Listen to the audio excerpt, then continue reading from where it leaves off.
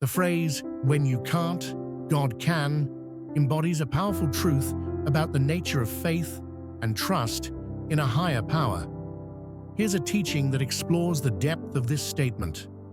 Recognize your limitations. Life often brings situations that feel beyond our control. We face challenges that are too big for us to handle alone, whether it's illness, financial hardship, broken relationships, or inner struggles like doubt and fear.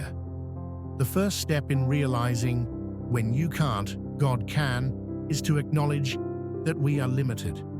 We can't do everything on our own, and it's okay to admit that. Accepting our limitations is not a sign of weakness, but of wisdom. When we acknowledge our inability, we open up to God's ability.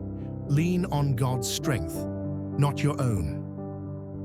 In times of struggle, it's natural to want to find solutions ourselves, but there are moments when our strength and resources simply aren't enough.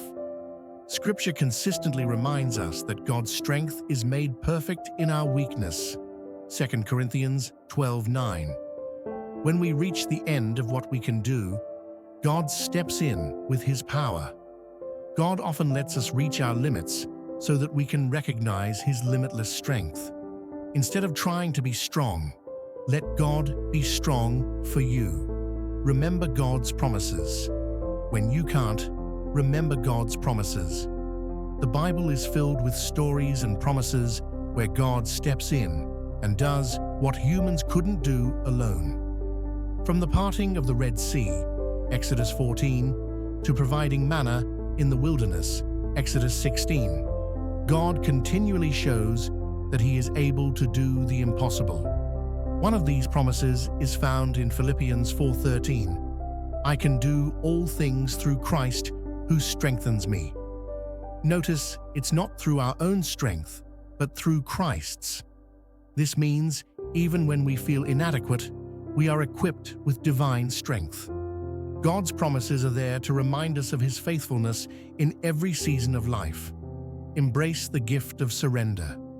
Surrender is a hard concept for many because it implies giving up control. Yet surrender is not about quitting.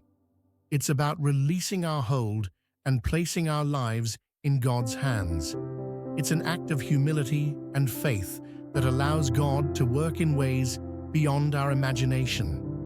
When we surrender, we're not giving up. We're giving God the opportunity to do what only He can do.